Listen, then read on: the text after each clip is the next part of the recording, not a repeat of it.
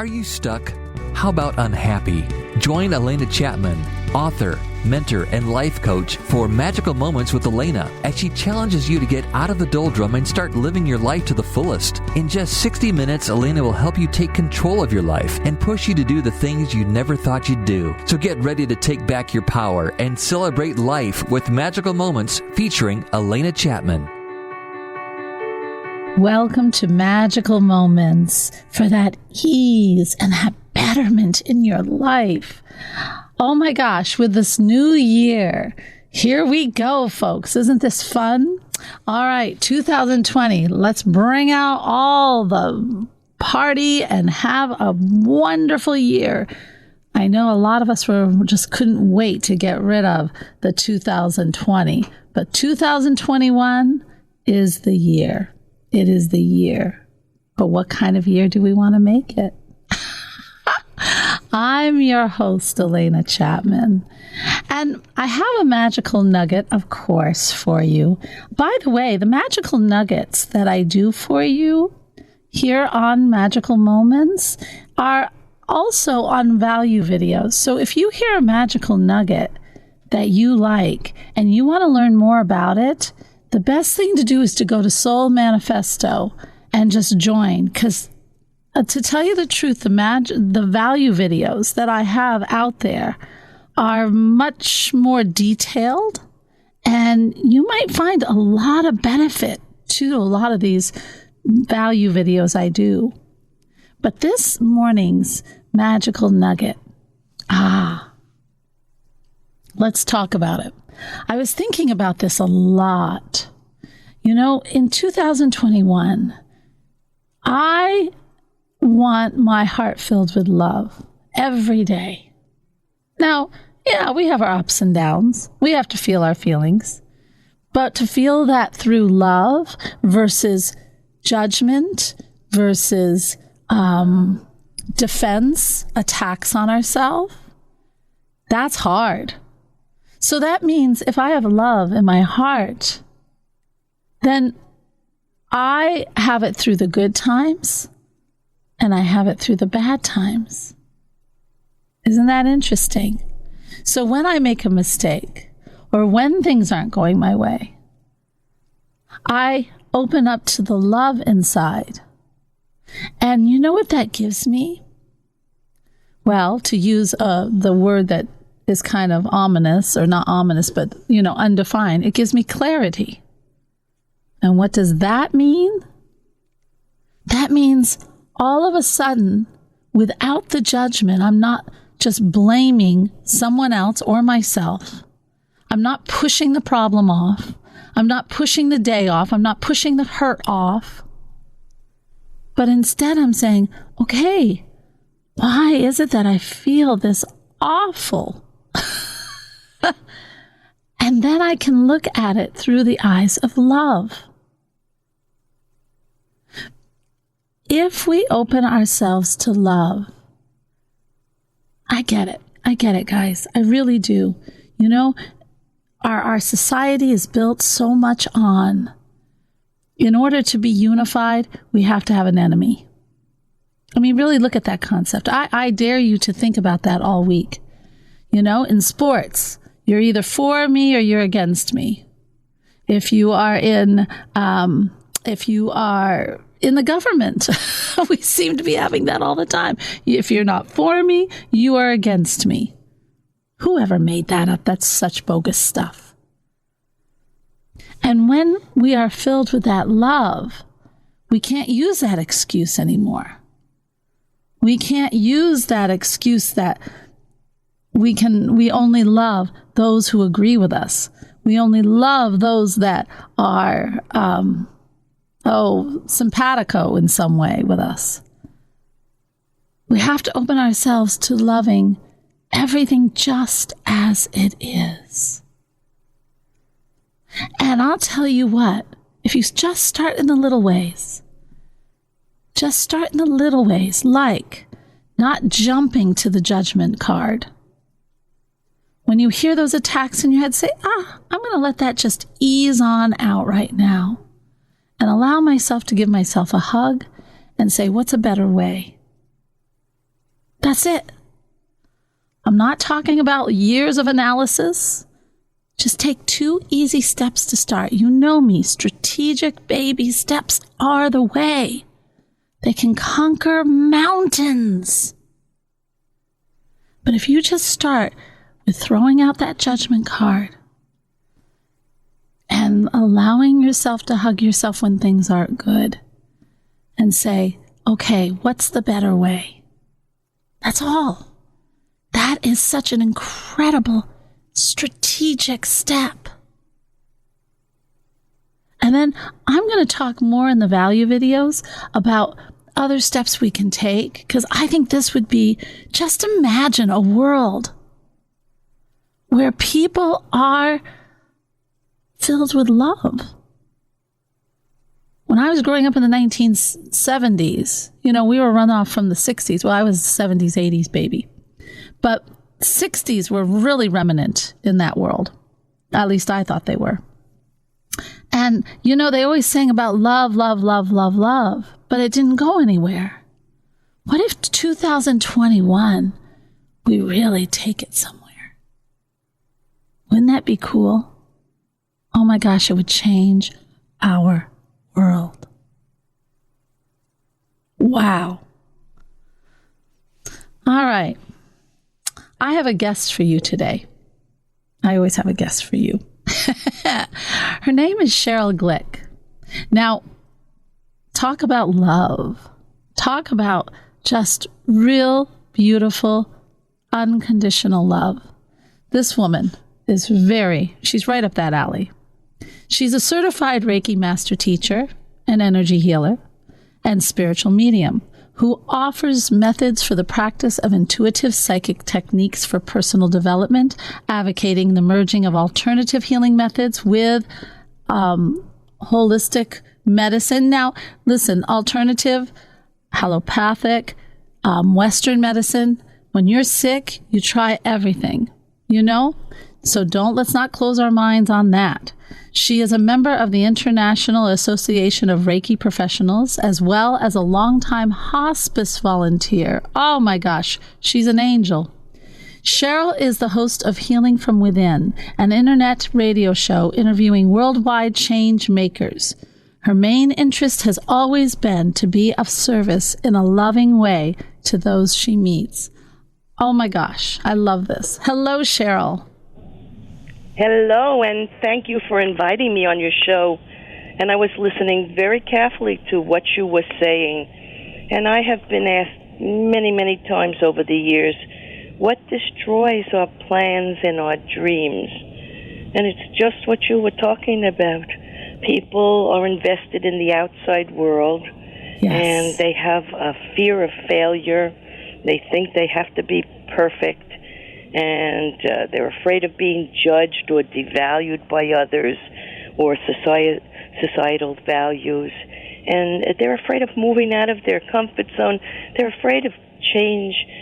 They're just basically afraid because they don't know who they are. Yes. Once you know that you're a spiritual being having a physical life and your whole being is love, is That's acceptance, is moving freely, with joy and health and positivity, then you've learned what you came here to experience. But the outside world does put many blocks in front of us. And then again, the status quo, as you were talking about the government, and fear of loss of money or power affects our choices. And of course, lack of real knowledge of our own personal power and who we are as spiritual beings with this magnificent potential to succeed in anything we put our mind and heart and soul on, until you know that you're not working at top speed. You're not, are you? All your spiritual gifts. And that's what I was thinking when I was listening to you talk. I love it. Now, okay, so let's talk about this a little bit, Sheryl. So, it's a very true. I do believe when we come down to this wonderful planet, We are here to experience, to taste everything, to create and to love. And I do believe that all these outside scenarios that are playing out are ways for us to find ourselves back to home, to taste. Exactly, to remember. Yeah, to taste the opposite who we are. And compare. And you know, you have that law of polarity too. You know, you don't understand unconditional love until you've suffered not having it and knowing the opposite. But well, that's why we have to have all kinds of experiences. Yes. And we're really in this physical world to feel. You see, many people are numb because they have had experiences starting in childhood, and they've possibly been taught beliefs that are not really accurate for them and their life path or journey. So we are always losing bits and pieces of this memory or this soul life, and we have to retrieve it. Every time we lose something, it's not really lost. It's just forgotten for a moment. So the key is to remembering always the personal power and connection to universal source or spirit or God or the divine or angels or whatever you choose to call this life force, which is within us and around us and part of us at all times. So nothing is ever really lost. So nothing is. No, nothing's lost. And nothing is random either. So when something difficult happens to us, and some people will say, oh, why did that happen? It reminds me of when my son was little and he got the chicken pox. And he was crying and he was saying, why, Mommy, did I get this? I'm so sick. And I said, well, you're going to be better soon. And I'm here to hug you and love you and protect you and care for you. And that's what people need. They need to know they're not alone. And even if their life, the physical life, is challenging, Spirit is around us at all times, and we're never alone. We are never alone. I always tell people who go into hospital settings for any procedure that they will not be alone. And not too long ago, I had a procedure, and I before they took me in, I said, all right, who's with me? I would like to see. And I saw two beings of light. They were in green light. One was larger and one was standing behind and smaller. And those were the healing angels or guides or loved ones. Yeah, green vibrational healing beings. But you know, I kind of think now, I've never done that before. And had I not seen something, I might have been worried. But thank goodness I did see what I tell everybody else is with them. Oh, I know. Isn't it funny? When we always do, you know, this aloneness people suffer. I think the feeling that we're alone, I think it is, it's a scary place. It really is. It puts a heck of a lot of, it puts us on undue necessary responsibility. We want to take responsibility for ourselves. Yes. But when we're alone, when we feel alone, it's a different kind of responsibility. It's a heavy responsibility. It's almost debilitating. I think we feel like Well, that's what I want our listeners to know. Yes. They don't have to be afraid. They're not alone. And yes, we have to take responsibility for our lives. You know, we want to realize joy and happiness is possible, and each of us has the power of courage and divinity surrounding us to help us find this joy. As divine beings, our destiny is to be happy and have health and joyfulness. And suffering is really only an expression of our fearful, ego-based reality or physical life. But with awareness of these fears and illusions, responsibility takes on a new facet. It does. It allows us to know while we're responsible and we want to make good choices, well, sometimes we might not. And there's really no failure either. So we'll do the best we can if we make a choice that doesn't work out the way we wanted it to make a change. Come out of our comfort zone and make. So there's really no failure. Yes. Right? There's no loss. There's no failure. There's no being alone, even though in the physical world, these are all very mighty thoughts that our mind holds.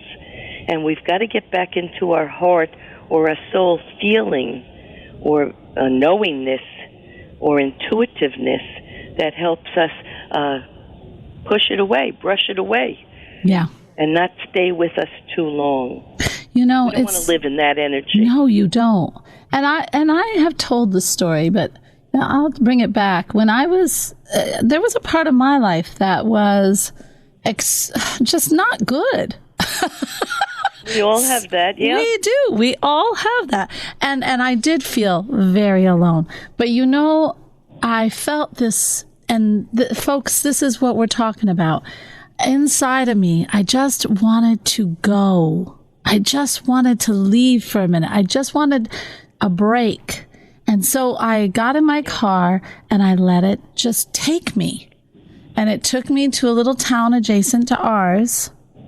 And then it took me to a road with this stone fence that went up a little mountain. I love stone fences. In fact, I kind of smiled at that point and looked up at the universe, God, and said, oh my gosh, you brought me my favorite thing. And then I followed that up to an old monastery. And when I parked the car and I got out of it, and I was not in a good state, I have to say. I didn't know what to do. For the first time in my whole entire life, I didn't know what to do. And I went out into this clearing and I just sat down on the ground. And I said, God, I don't know what to do anymore. I'm lost. I'm sure you asked for help. I did. I said, I need guidance. A lot of people don't think we're allowed to do that. Oh my gosh. Yes, you have to ask. I asked for guidance. And when I closed my eyes, I felt the trees. This breeze started to pick up and it kissed my cheek. It was so gentle and beautiful. And then I felt the trees. I could hear them and it felt like they were just leaning in on me. And when I opened my eyes, I saw all these insects going around me in a circle, not on me, around me, like a little innocent parade. And this hawk was flying around me, just cawing, and it would not leave the area. And it's like the whole universe woke up, the whole planet Earth, and said, Alena, you're not alone. You don't have to go through this alone. You don't have to feel this heaviness. And I think that was my very first experience of understanding how we are all of one energy and that we are the trees, we are other people, everything is shared. And Exactly, yes. Yeah, and that force of love and life and empowerment and enlightenment is in every living thing. It's one energy. And if you take the time to observe, to really listen to nature and people, you find comfort in knowing and gratitude in being alive, right? Totally. That's something most people don't think about.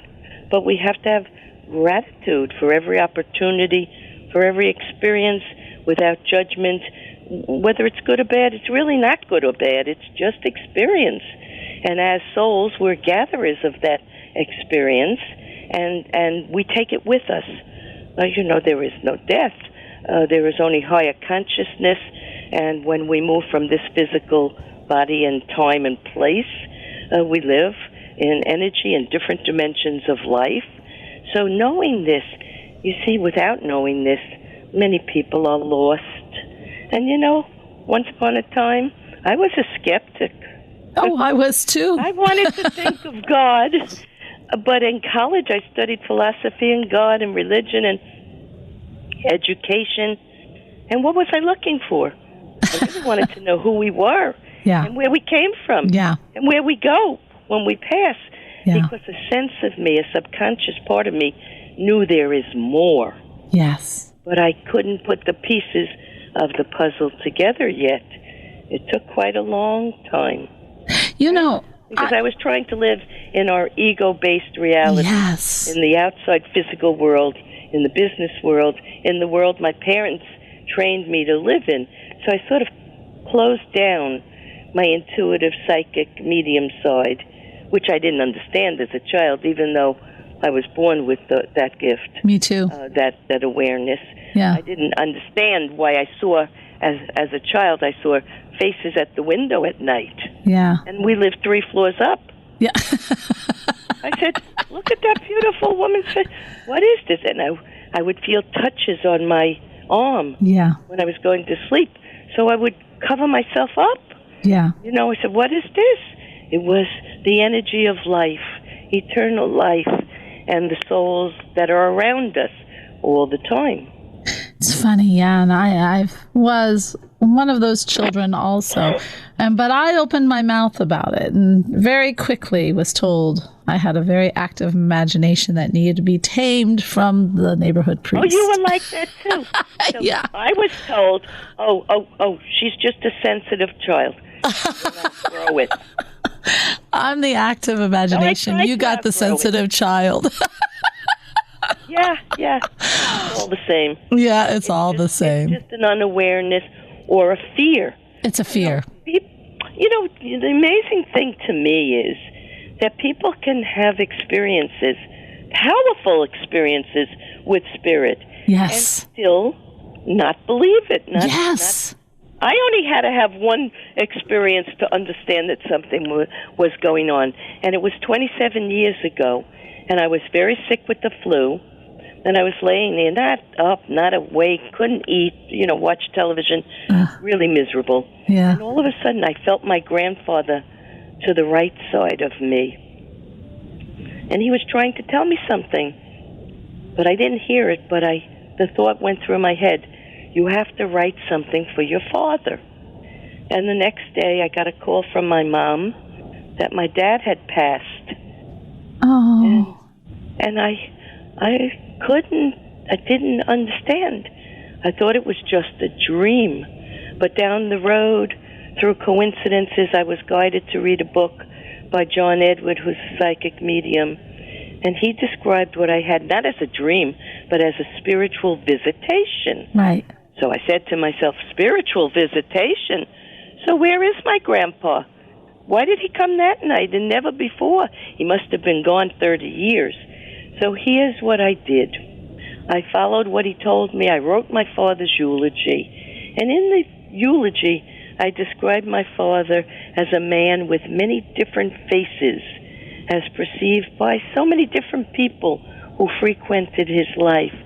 To myself, I wondered maybe who he had been in other times and places or past lifetimes. But I realized to the mourners he was a son and a brother and a father and a husband and a professional. He was a podiatrist. He had many colleagues and friends. And many patients had been healed by, he used to call them his golden hands. But what I really realized, even though it wouldn't mean much to me until years down the road, was that he was a soul housed in a human body, and he had to balance his life forces with his personality, his earthly personality. Yeah. And I hoped at the end of his time that he had the knowledge of who he was and that his journey beyond this life would be, that he'd understand he was a spirit of life and love and eternal, unconquerable energy. But even though I wrote that, and this is 27 years ago, I didn't truly understand it yet. It took years of training, Reiki training, becoming a medium, working at hospice, writing my 3 books that I was told by Spirit I would do. And I said, I don't know about that. I know. Every time I was asked to do something by usually another person who walked by me or, who said something to me, you're going to do this, I would go, I don't think so. Yeah. Then but I always did it. Yeah. I remember one time I was in church and I said to God, I said, okay, it's time for me to have children. I said, I really need some help with this because I had 2 miscarriages. And I said, so I don't know what's going on, but we need, we need to get one that sticks. And so then I got up and I was singing Alleluia, and all of a sudden it just like this, it's like a thought just comes into your head, a very powerful thought. And I said, it said, you will have a boy. And, really? And then I said, a boy? What am I going to do with a boy? I felt the same way. They told me when I was pregnant, and I come from 3 sisters and a family of girls, and they told me I was having a boy. I took this saliva test from France. This was a long time ago, of course. And I said, well, I don't know about this. And I was prepared to have a boy. And then my daughter was born. Oh, so you see, the plan is the plan. We have a destiny. And nothing really, what people tell us doesn't really matter. We just have to trust that what comes to us and through us, our children, are part of soul and spirit and God, and everything is right. We need to take a break, but you know what, Sheryl, when we get back, and all the listeners out there, I want to talk even more about that, and also about the healing with Reiki. I'm also a Reiki master, so I would love to talk more about bringing that spirit into our healing, either in our emotional or even our physical self. Everyone, we will be right back. This is Magical Moments. This is Alena Chapman, your host, and we are with Sheryl Glick, so I'll see you right soon. You're listening to Magical Moments with Alena Chapman, helping you find your inner purpose. Learn more online at soulmanifesto.com. Welcome back to Magical Moments. I'm your host, Alena Chapman, and we're having such a fun and wonderful and very informative. Just keep your mind open, folks, because when you keep your mind open, that's when you learn. And when you learn, then guess what? The fear starts to subside of the unknown. So I have Sheryl Glick here, and we're going to be talking even more about, how do we enter into this healing, and how does spirit help us? My gosh, I have had so much of that in my life and experienced so many incredible things from God and the universe. Real incredible feelings and realizations that no wonder when people meet me, they always say, oh, you're so calm inside and you are so happy. Well, why wouldn't I be happy? That's what it does. But we have to open ourselves up to it. And how do we do that? And that's why we have Sheryl Glick here today. Sheryl, that's the truth, Yeah. We can choose to heal and be well and happy and comfortable, or we can choose to suffer and be unhappy and be in negative emotions. So how do we begin healing? This is very interesting. As a Reiki energy healer, you and I both channel universal energy.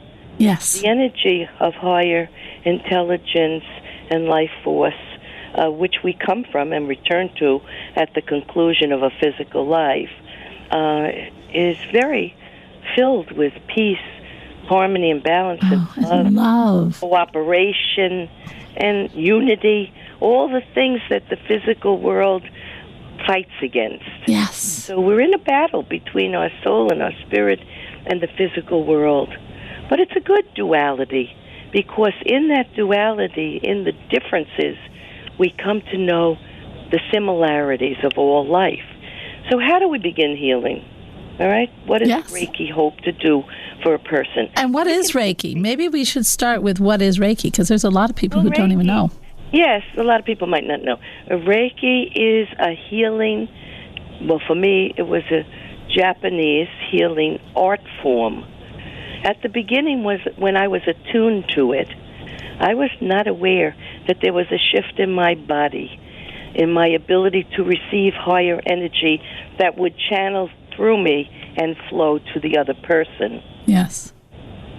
So we're creating an environment for the other person to feel their soul being and to perceive things in a new more powerful way, and to let go of pain and sorrow and suffering and wrong thinking. So it works on many levels. It works on the mind, body, and spirit. And to begin healing, you have to want it. I mean, I can only set an environment for a person, as you can. We can't change the person. No. The person has to make the changes necessary for their personal development. Well, and that's their mental, right, Sheryl? I mean, let's face it. It's physical, people, it's spiritual. Yeah, and people get stuck. They get used to the sickness. Yes. They get comfortable Very true. in the sickness. Now, and that is when any kind of healing, that is what the person themselves has to realize and say, wait a minute, am I comfortable in the symptoms? And that's what it is. It's not the sickness itself, it's the symptoms. It's the stuff you had to do on a daily basis to survive. Now all of a sudden you have this healing and you think, as soon as you go back, what did Jesus say? He said, and you are healed.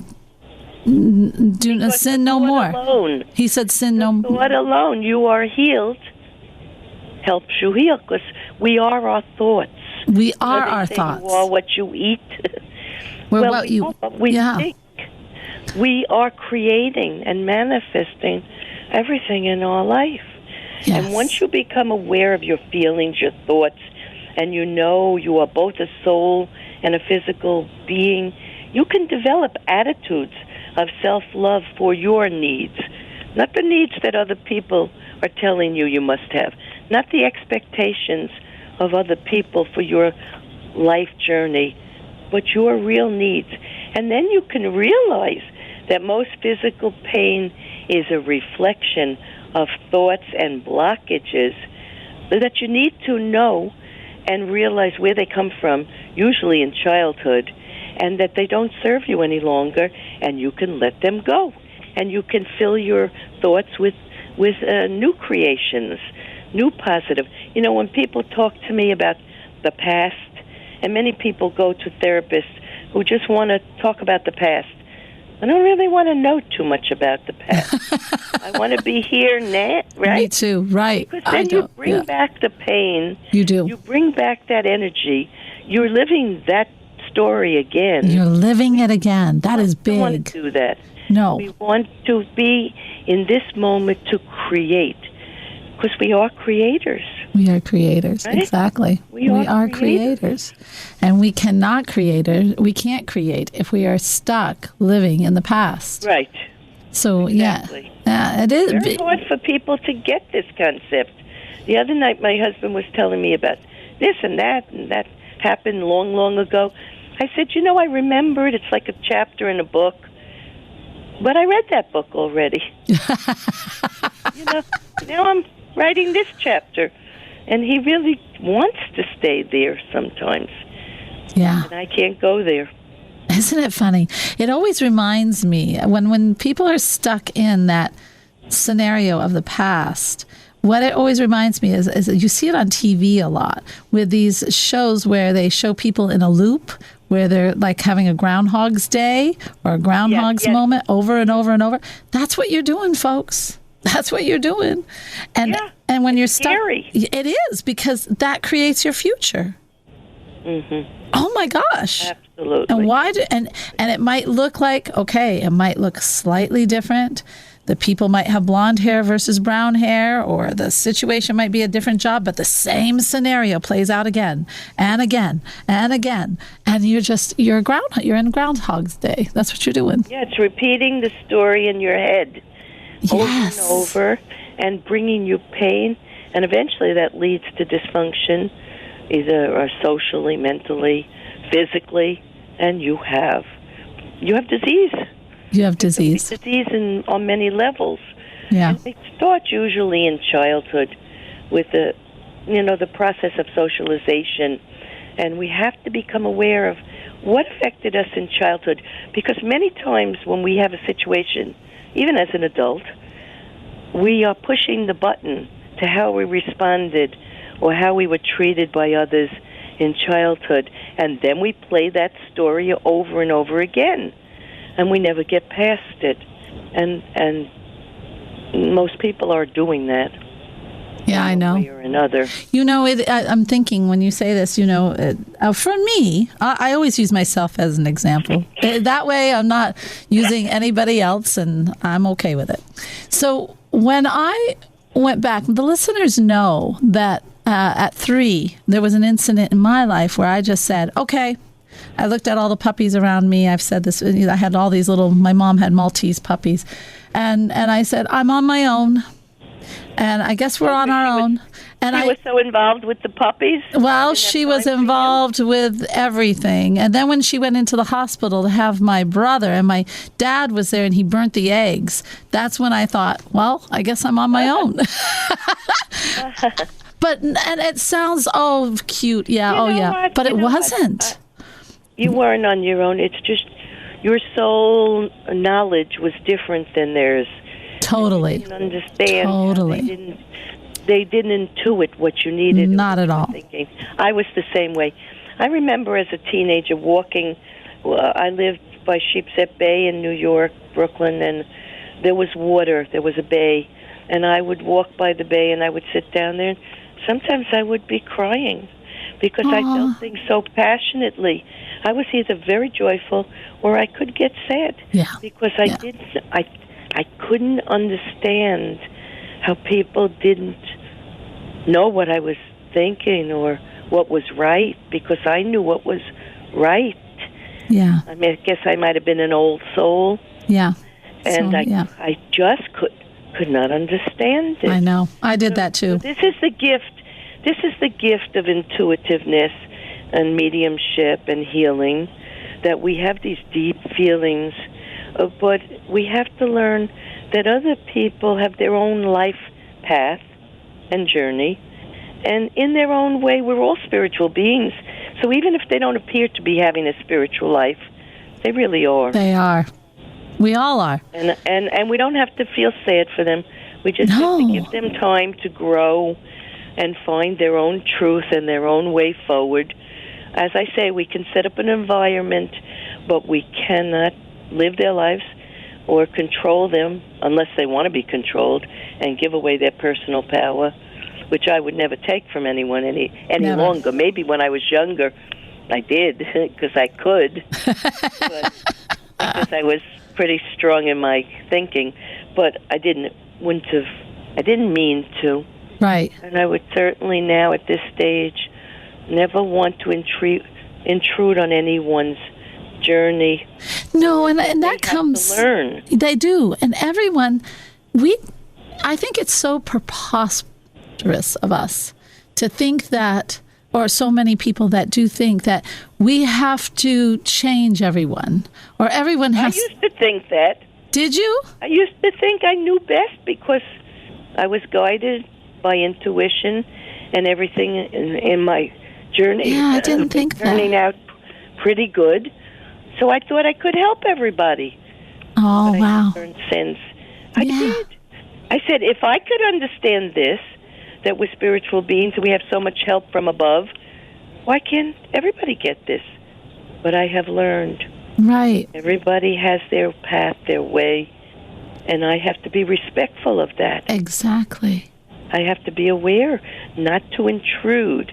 And even when I give a message to a client in a reading, I only give just what I got. I never interpret. I wait for them to answer and tell me what it means to them. I have had very good training, and I know it's very important in giving a message not to imprint on a person something that will be self-fulfilling.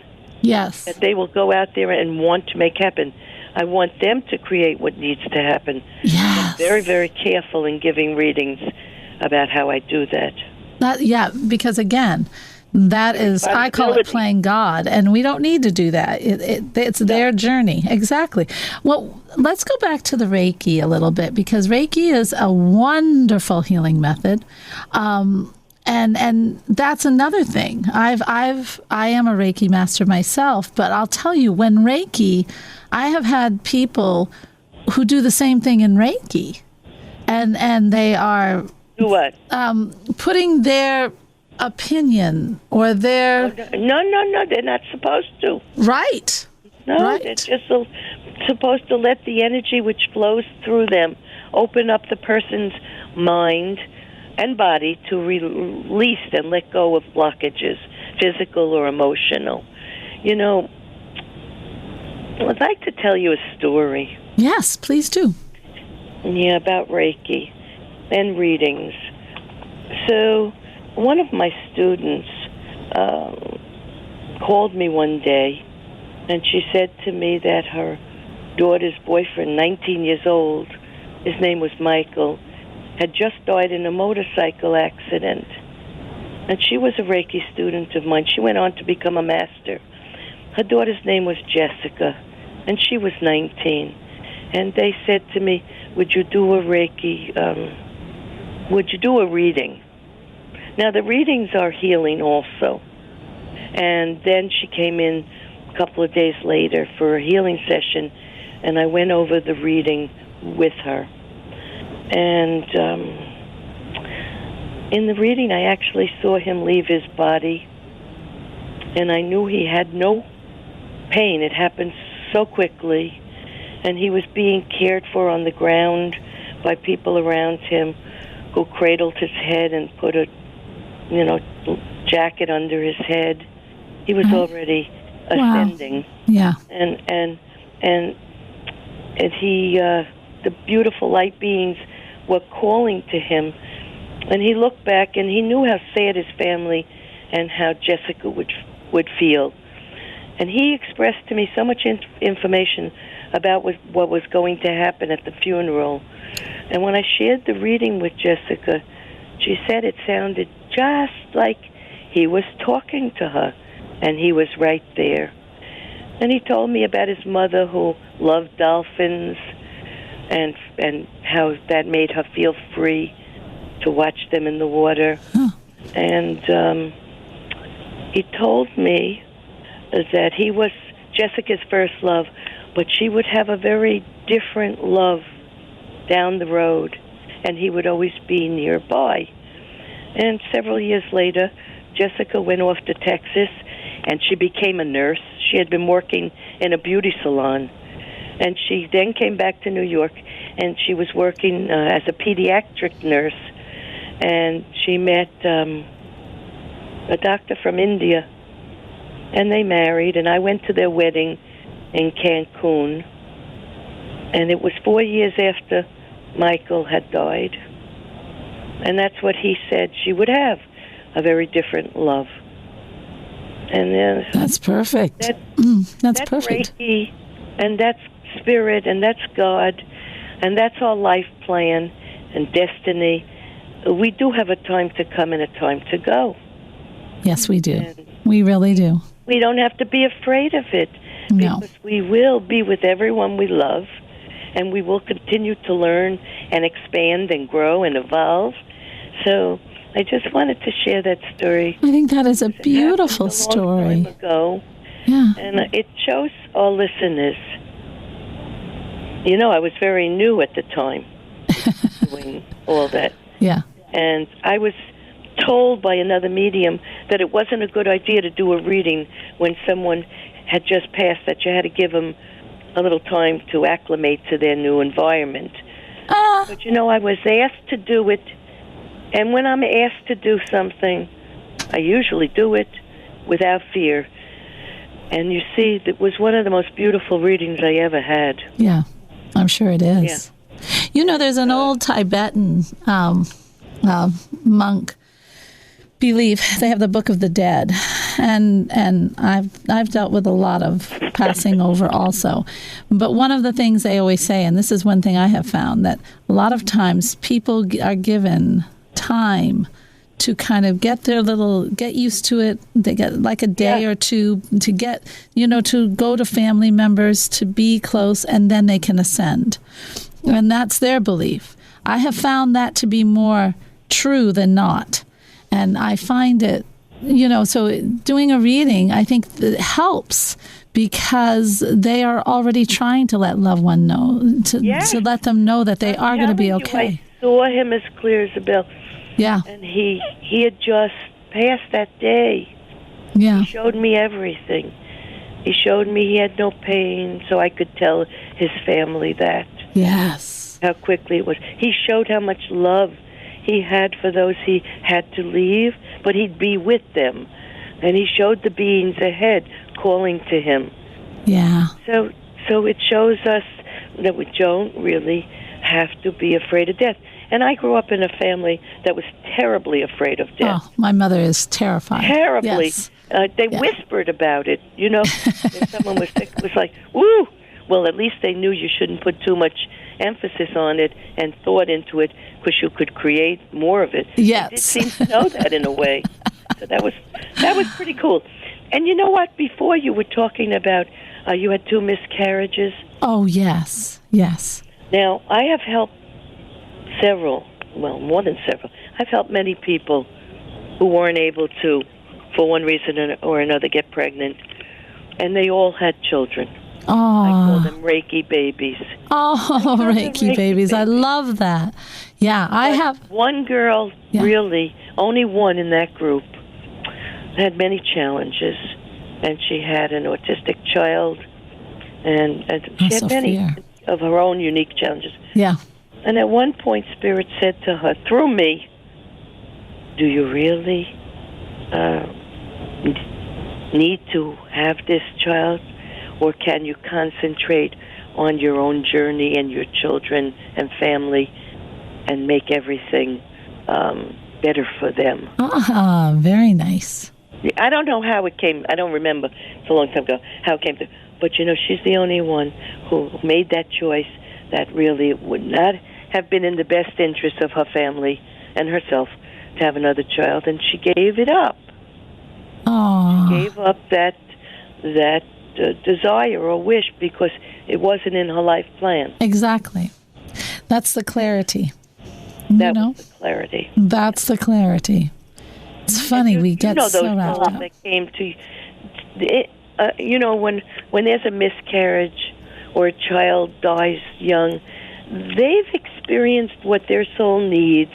Yes. We should miss them in a way, but know they're all right, and it was their journey in time, and we shouldn't suffer or let other people suffer too long. No. Has meaning. Yeah. And you'll see that soul again.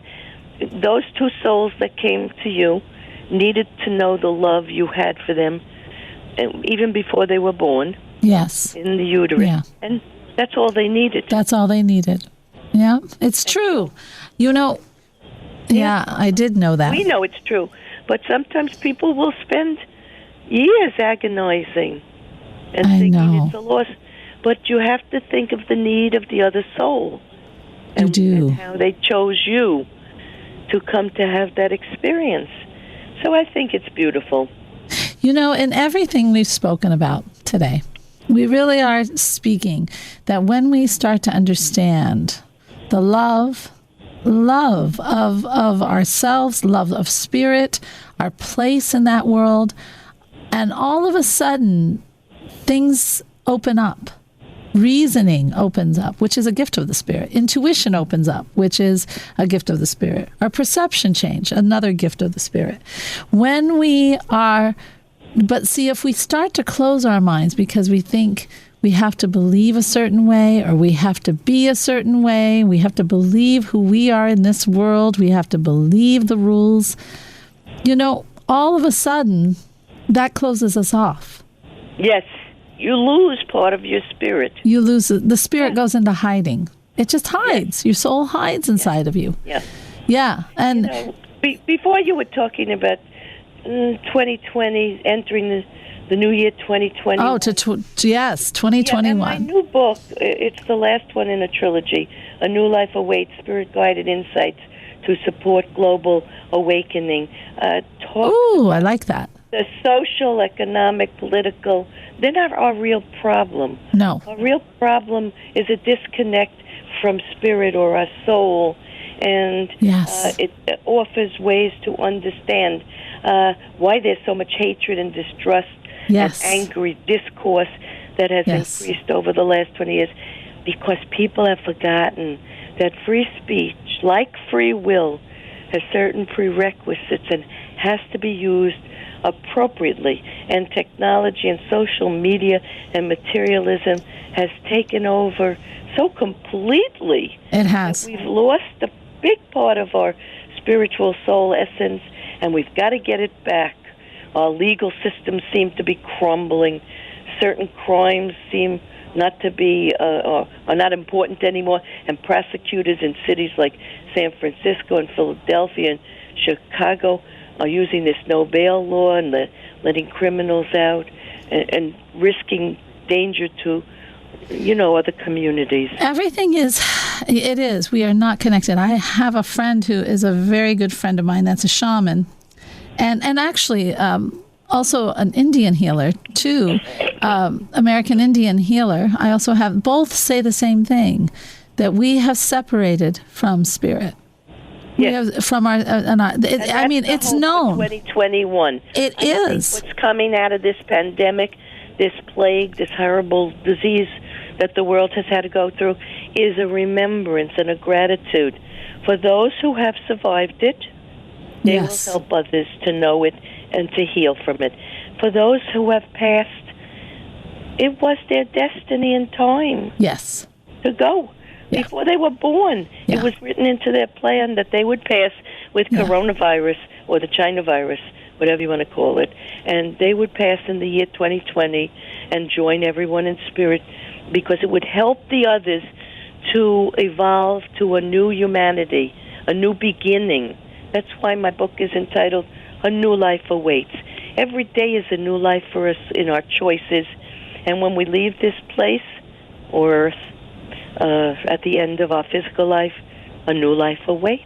A new life awaits. And you know what? It's one heck of a life. Isn't it? I'm enjoying it tremendously. Oh, I am With too. the challenges. The challenges I know that are the I growth. finally know that I can ask for help. Yes. And I do. And Every you day ask- in meditation, in prayer, in talking. I just talk to spirit Me all too. the time. I think the Like challenges. we're talking, just like we're talking. Right. At any time. I talk in the car. I talk when I walk. I talk all the time to spirit. And I'll tell you, it's those challenges, folks, that if we allow it to bring us closer to our spiritual world, our spiritual nature, then that's what brings the ease. That's the whole purpose of the challenge. Everything in this life is to awaken us. It's to taste the difference and experience and create, and then find our way home. Everyone out there with this wonderful new year, check out Soul Manifesto too, because I'll tell you what, we have such an incredible group of people. Oh my gosh, the love and the growth that I see with the members that are there, and how much they are getting in touch with the healing and also their own spirit world. That is with the Green Terra group. We meet on Thursday nights at 6. It's free, and it's growing. And I would love to have you be a part. Last time we were talking about the ego and how it's not our friend. So what do we do? How do we change the focus from the ego to something better? Our higher self, our soul. And those are the kinds of concepts we talk about. And it's a discussion. I want to emphasize that because I want to hear you too. Of course, I don't want you to just jump in if you're not that type of person, but to hear ideas from the Buddhist monk that's there, the person who is studying the Reiki, the person who's studying, it all comes together, and then you can form what you believe or just kind of question, which is a good thing. Anyway, as you know, spirit is love. So the more we get out of our own way and heal and accept and believe and just build that love inside of us, and our love spreads out to the world, my gosh, guys, we're living with spirit. And that is the most amazing world. As always, I love you all. I hope you enjoyed Magical Moments, and namaste. This has been Magical Moments with Alena, featuring Alena Chapman. If you missed an episode, download it now on iTunes, Spotify, TuneIn, CastBox, Deezer, Stitcher, Google Podcasts, or your favorite podcast platform. Learn more online at soulmanifesto.com. Podcasts by Federated Media.